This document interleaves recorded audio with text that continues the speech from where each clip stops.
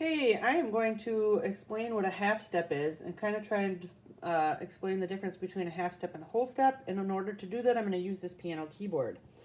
So here is a C. It's not really super important right now that you know that. Just know that it's a C.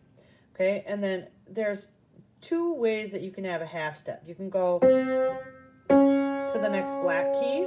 See, so the closest distance between two notes on the keyboard is a half step. So that's a half step right there. Another half step would if we went to this one, so there's no black key in between these two white keys. So that's another half step. This right here is called a naturally occurring half step. This happens to be note B and note C. All right? So if we travel up our keyboard, just so you know, if you're a string player and you've not played piano before, all of these white keys just are letter names for the music alphabet, and they're assumed to be natural. So we have C natural, D natural, E natural, F natural, G natural, A natural, B natural, and C natural. So that was an octave. Whoops, I keep going too far to the left. So that's an octave. When the notes have the same like shape, okay, and the same, this is two black keys, this is two black keys, so there's a pattern on the keyboard. So we're talking about this octave, right? Now, you know how I said that C and B was a naturally occurring half step? You can see that between these two notes here, there's no black key, so this is C, D, E, F. So between E and F. And the reason that's important for us as string players is because sometimes we have to play F naturals. Okay, so here's our open D. Then we play our first finger, E. And then we have to make this decision. Is the next note going to be an F natural? Or is it going to be a F sharp? Hear how it's different? D, E, F natural. D, E, F sharp. Okay, so sometimes you have to have a different finger pattern if you want to have your scale have a different sound to it, all right?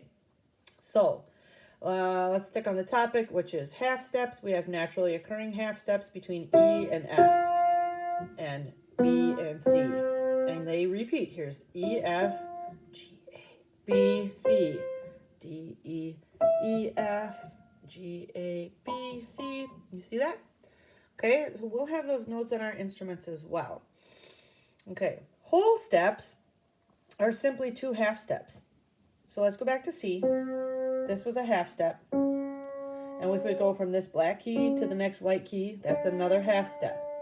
1/2 plus 1/2 is a whole. Woo! So there's a whole step between these two notes. Okay, let's do that again. This is a D. Picture this as your open D. 1/2 step. Okay, from that note to this E is another half step, but D to E, is that a half step or a whole step? Why, it's a whole step. Okay, so that's a whole step. Alrighty? Now, what if you have to go from this key, how do you get to a whole step above this? The next note that comes is a half step. Okay, so half step, another half step. So you have to skip this one. E to F sharp is a whole step. All right? So let's think about a whole step from this key. This one to here is a half step.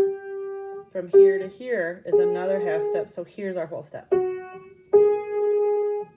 Okay, so you can have a whole step between two white keys, between two black keys,